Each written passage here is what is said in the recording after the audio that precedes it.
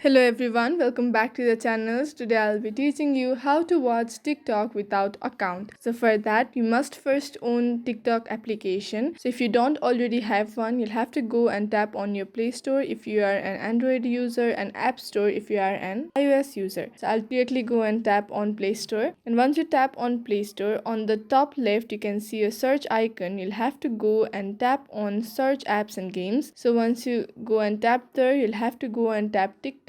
Mine is already installed, so I can directly go and tap on open. If yours is not installed, you'll have to go and tap on install and wait till it gets installed. So I'm gonna go and tap on open, that is written in blue option. So once you tap on open, it will take you directly to the TikTok application. First, you'll have to agree to all the terms and conditions by tapping on agree and continue. So once you tap there, now you'll have to go and choose your interest. So I'll randomly be picking on my interest by tapping on it. You can tap on as many as you wish. So after picking your interest, now you'll have to go and tap on next option, that is written at the bottom right.